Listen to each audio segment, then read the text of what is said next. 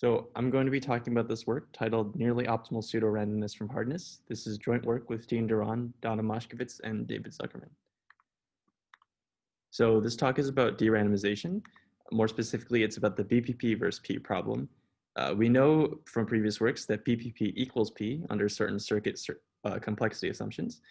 And what this means is that any randomized polynomial time algorithm can be simulated by a deterministic polynomial time algorithm. But one would expect that the deterministic algorithm is more inefficient than the randomized one. So a natural question is, if a randomized algorithm runs in time t, how much slower is the corresponding deterministic algorithm? And from previous works, we know that there's a deterministic algorithm that runs in time t to the c for some large constant c that's at least 9. And now a natural question is, how small can c be? In this work, we're going to show that c can be something like 2 plus alpha for some small alpha greater than 0. And before we see how to do this, let's see what this means for some certain specific applications. So we know that the problem of univariate polynomial identity testing is solvable in randomized time tilde O of n. But assuming the non-deterministic strong exponential time hypothesis, there's no n to the 1.999 deterministic algorithm that solves it. So what this means is that in this case, our derandomization is essentially tight. So we're going to be following the general approach to derandomization, that is pseudorandom generators. And just to remind you, a pseudorandom generator against a class of functions f from that on n bits is a function g, which takes as input an L bit seed and outputs n bits. And it's an epsilon PRG against the class of functions f if for every function in the class, the fraction of accepting inputs to f is well approximated to within epsilon by the fraction of accepting inputs to f that are in the image of the generator. So specifically, how does this help with derandomization? Well, every bounded error randomized algorithm, A of xr, where x is the input and r is the randomness used in the algorithm that runs in time t, after fixing x can be expressed as a circuit of size O of t log t with t inputs. So what this means is that in order to derandomize such an algorithm, we just need a 1/8 PRG, where 1/8 can be thought of as any small constant, really. G, which takes as an input an L bit seed and outputs T output bits. That's hard for circuits of size O of T log T. So now let's look at some theorems about PRGs and their seed lengths. And in previous works, we had a theorem that goes something like this.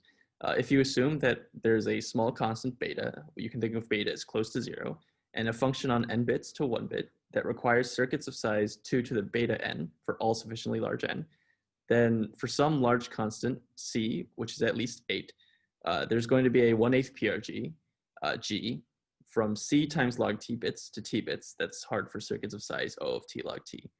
And this c is really actually going to be something about around 8 over beta. But no matter how close beta is to 1, no matter how strong your hardness assumption is, there is your seed length c is always going to be at least 8. Now in our new PRG, we can prove the theorem that goes as follows. If you assume now that there's some small constant alpha, again, now alpha is considered small and close to 0, and again, a function f from n bits to 1 bits that requires randomized single value non-deterministic circuits of size 2 to the 1 minus alpha n. You can think of this as just a circuit that requires that uses randomness and non-determinism in its computation. Then you can construct a 1/8 PRG again with seed length only 1 plus O of alpha log t, which is close to 1 times log t, against circuits of size O of t log t.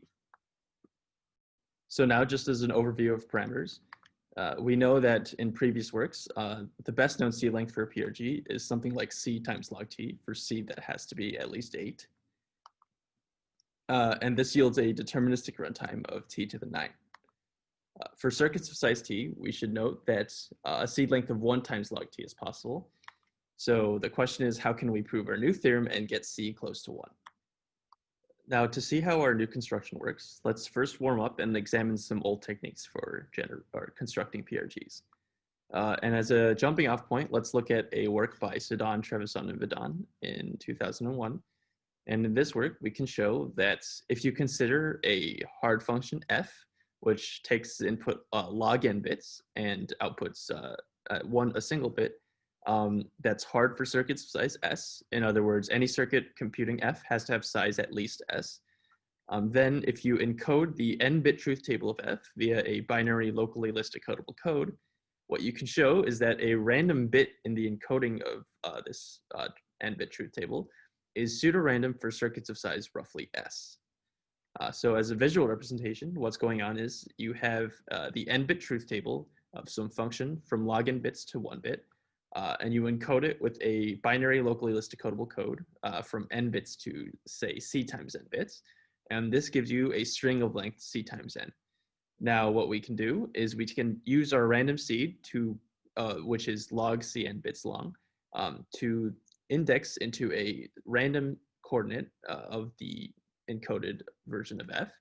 And as an output, we can just take the random seed and concatenate it with whatever value was in the random coordinate.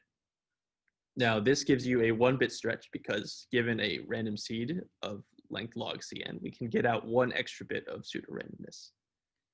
So a natural question is, how can you extend this output to more than 1 bit? And one natural thing you can do is you can have multiple independent copies of the random seed, and each one will index into an independent random coordinate of the encoding of f. And as your final output, you'll just concatenate the complete random seed with whatever coordinates you randomly indexed into. And this gives you a stretch from the random seed to multiple bits, but it definitely won't be able to get you something like a log t to t bit stretch, which is what we want. So there's a more refined version of this, which is just the Nisan-Victorson generator, which uses combinatorial designs. And what this does is basically, instead of having multiple independent copies of the random seed, you can have your random seed overlap in a couple coordinates, and that's not too much of a big deal. And you can use those random coordinates to index into the seed, to the encoding of f. And again, just concatenate whatever your random seed was plus whatever values were in those random coordinates. And this actually can get you a log t to t stretch. This design-based approach actually requires a seed of length a times log n to output n bits of pseudorandomness, but this a will be some large constant. So there are some inefficiencies in extending from 1 bit to multiple bits. And one most important inefficiency is that this analysis actually goes through something called next bit unpredictability, which states that for every prefix of the output, the next bit of the output cannot be predicted by some circuit of size s with probability better than half plus epsilon, or better than just randomly guessing. But what we know is that epsilon unpredictability only implies n times epsilon pseudorandomness. And in general, if you want to generate an n-bit distribution that is epsilon unpredictable, this requires a seed length of something like log n plus log 1 over epsilon bits of seed. And you can see how this is problematic because we want to generate 1/8 pseudorandomness, or some small constant epsilon pseudorandomness. And in order to do that, we'll need epsilon here to be something like epsilon over n. And this will give you a seed length of something like 2 times log n at least. And this is not what we want. This approach is also known as the hybrid argument. And beating the hybrid argument is a well-known challenge. So the challenge is, how do we beat the inefficiencies of the previous constructions? For example, how do we avoid this inefficiency of the design-based approach, and how do we beat the hybrid argument? Well, we're going to need a little bit of a different approach. And our new approach goes as follows. If there's one lesson we know from the previous works, is that if we pick a random coordinate of an encoding of f, we can get 1 bit of pseudorandomness if the encoding was binary. And extending this to multiple bits can be a bit tricky. So a natural question is, why can't we just use a larger alphabet in the encoding? So just to remind you, if you have a function with an n-bit truth table, we can hope to output close to n bits of pseudorandomness against circuits of size close to n. So the question is, what if we just use an alphabet that's so large that a single random coordinate of the code will have enough bits of pseudorandomness that we possibly need? So here's a visual representation of our new approach. Suppose that we have an n-bit truth table, and we encode it with something that we're going to call a locally list recoverable code. What we can think of this code as is a function that takes input n bits and outputs about n to the alpha symbols for some small constant alpha, where each symbol or each character of this new string can be represented by something like c times n to the 1 minus alpha bits. So considering encoding f with a code like this has two main benefits. The first one is that each symbol now is actually long enough to contain close to n bits of pseudorandomness. The second is that the random seed that we need to specify a random coordinate is really cheap. It's only about alpha times log n for some small constant alpha close to 0.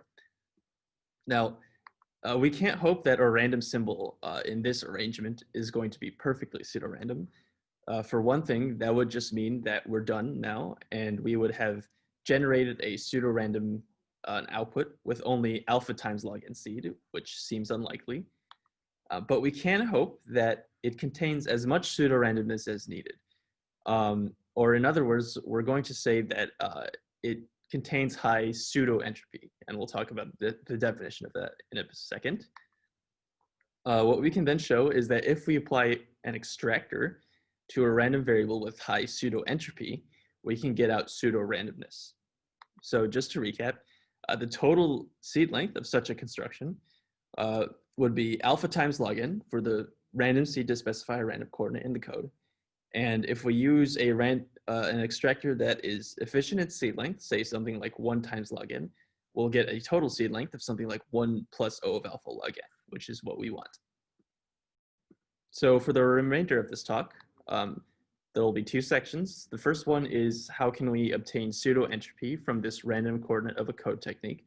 And the second is how can we apply an extractor to random variables with pseudoentropy and get out pseudorandomness.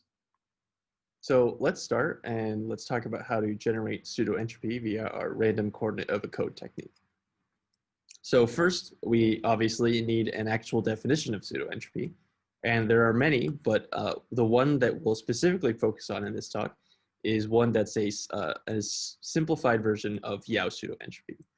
And we say that an random variable x distributed on n-bit strings has Yao pseudoentropy more than k with error epsilon against circuits of size s, denoted like this, if for every circuit c, which takes as input k bits of input and outputs n bits, that is of size s, has the property that the random variable x is not contained in the image of c with too high probability.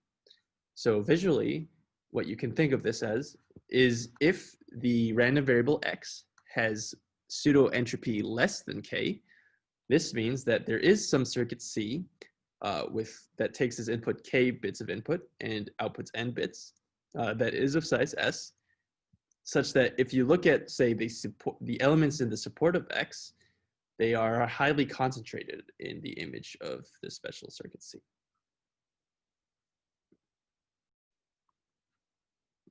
So now that we have a definition of pseudoentropy, we'll talk about how we can obtain Yao pseudoentropy from this random coordinate of a code technique if the code is something that we call locally list recoverable.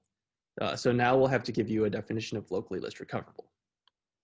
So I'll give you the definition of locally list recoverable in a visual way. So let's say you have a code C, which takes as input an n-bit message F and outputs, let's say, m bits of, symbols of output, where each symbol comes from an alphabet, say sigma. And we'll say that this code C is locally list recoverable with all these qualifiers here, which we'll talk about in a second.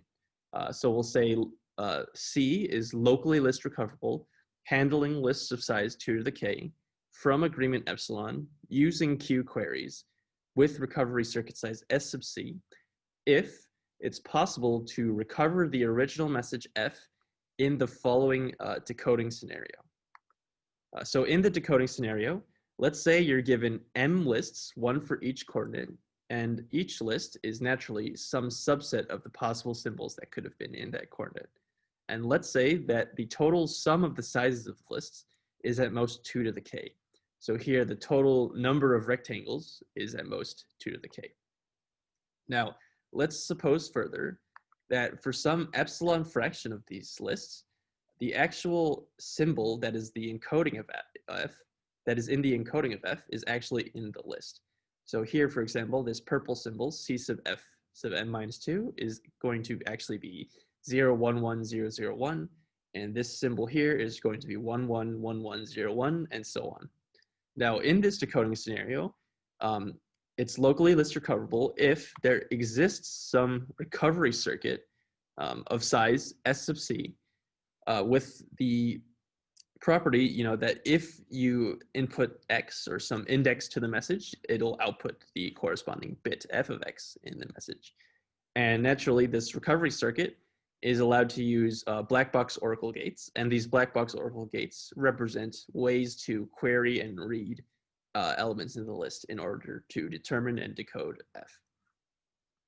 So now that we know what Yao pseudoentropy is, and now that we know what a locally list recoverable code is, let's see a theorem tying the two together. So this is the type of theorem that we can prove.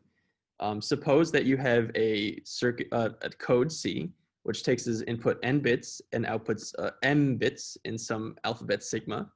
And let's say it's locally list recoverable, handling lists of size 2 to the k from agreement epsilon using Q queries and has recovery circuit size S sub C. And let's suppose further that you have a function f with an n-bit truth table that is hard for circuits of size S sub C plus Q, the number of queries, times S for some parameter S. Then what we can show is that if you pick a uniformly random coordinate of the encoding of F, this random variable has to have Yao pseudoentropy at least K with error epsilon against circuits of size S. So the things to look out for in this theorem is that the pseudoentropy you get from this technique is directly related to the size of the lists that the code can handle. The error epsilon that you get is directly related to the agreement that the code can handle. And the circuits, the size of the circuits that the random variable is hard against is directly related to how few queries that the decoding algorithm for C needs. Now, if you just fit in some parameters, you can actually construct a C. It's not too hard. It's actually just a slight modification of standard locally list decodable codes, where each symbol in the alphabet can be represented by n to the 1 minus alpha bits. There's m, which is n to the alpha, and k, n to the 1 minus 2 alpha, with Q queries n to the alpha, and recovery circuit size n to the 1 minus 2 alpha. Now, given this, if we set S to be something like n to the 1 minus 3 alpha, and F, which is hard for circuit size n to the 1 minus alpha, we can apply our theorem here. And what this means is that we get a random variable that's something like n to the 1 minus alpha bits, and it only requires seed length, something like alpha times log n, because we're just picking a random coordinate out of these m. And the amount of pseudoentropy within these n to the 1 minus alpha bits is something close to 1 minus 2 alpha. And moreover, this pseudoentropy is hard for circuits of size close to n as well. And so this is exactly what we want. So now that we know how to get pseudoentropy from our random coordinate of a code technique, let's talk about extracting from pseudoentropy in order to get pseudorandomness. So from the previous section, we know that we have a way to generate a random variable on, say, n to the 1 minus alpha bits that has k, which is n to the 1 minus O of alpha bits of pseudoentropy under our specific notion of pseudoentropy. So the question now is, how do we get n to the 1 minus O of alpha bits of pseudorandomness? The natural question is, what if we just apply an extractor to this random variable? We know that extractors, by definition, convert true entropy to true randomness. So the question is, can an extractor that handles min-entropy k convert k bits of pseudoentropy into pseudorandomness? And the answer is yes, but with some caveats depending on the types of extractors you use and the specific definitions of pseudoentropy that you consider. So to see this, let's start with what we already know from the past section. In the previous section, we showed that if we can assume that F is hard for, say, standard circuits of size n to the 1 minus alpha, we can get Yau pseudoentropy against standard circuits of size n to the 1 minus O of alpha. And it actually turns out that you can extract pseudorandomness against standard circuits of size n to the 1 minus O of alpha in this case, which is what we want. Except the problem is that this requires what's called a reconstructive extractor, and there are no known reconstructive extractors that have a 1 times log n seed length, which is what we want. So naturally, what we want to do is we want to be able to argue that we can extract from our pseudoentropy without using a reconstructive extractor, but say extractors that are just extractors under the standard definition. So you can actually show, if you strengthen the argument, if you follow some analysis from previous works about pseudoentropy, that if you assume that F is hard for non-deterministic circuits of size n to the 1 minus alpha, you can get Yau's pseudoentropy against non-deterministic circuits of size n to the 1 minus O of alpha, same as before, except now with non-deterministic. But the issue is that now if you apply a standard extractor to this, you'll only be able to show with using the previous analyses that you'll get pseudorandomness against standard circuits of size n to the O of alpha instead of n to the 1 minus O of alpha. And this is too inefficient for us.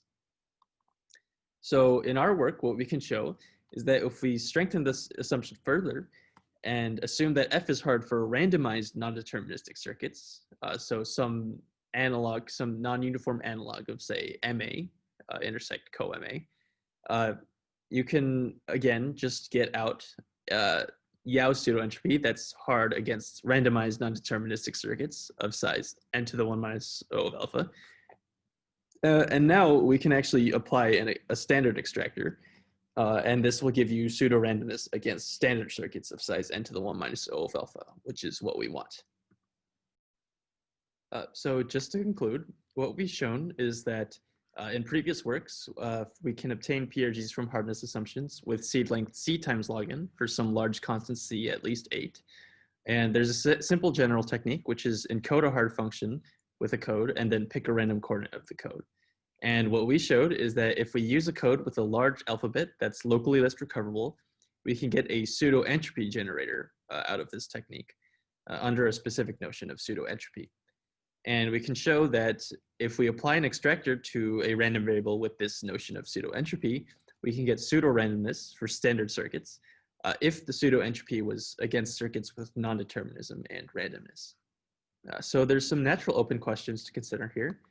The first one is that we mentioned before, the derandomized algorithm takes time 2 to the L times t plus t sub g for some t sub g, which is the pre-processing step time required to generate the output of the generator on all seeds. And we said in the case of pseudorandom generators that we don't have to worry too much about t sub g because it's on the same order or less as 2 to the L times t. But there are actual applications where we want to compute just the generator, the pseudoentropy generator, such as in quantified derandomization.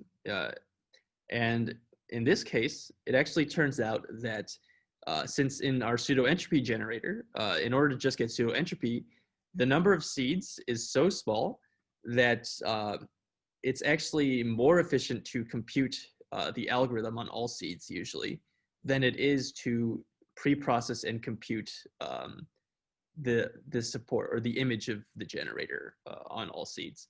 So in some specific cases, for example, in our pseudoentropy generator, the T sub G term, the pre-processing step, is actually dominant technically, and it would be nice to show that we can make this step more efficient or eliminate it. Next, it's natural to ask, can we remove the need for non-determinism or randomness in the hardness assumption? And a follow-up question to that, as we've seen, is that do there exist reconstructive extractors with 1 times log n seed length? This would completely get rid of the need for non-determinism or randomness in our assumption. And next up, we actually know that for randomized algorithms on input length n that run in time t of n, there is some deterministic circuit of size t of n times n that solves the same problem using, say, Adelman's bound for p/poly. The natural question is, does there exist a deterministic algorithm that runs in time t of n times n under similar assumptions to the one we make here in our work? We should note that Chen and Tell, in a new work in 2020, actually achieved this t of n times n time deterministic algorithm, but under assumptions that are incomparable to ours.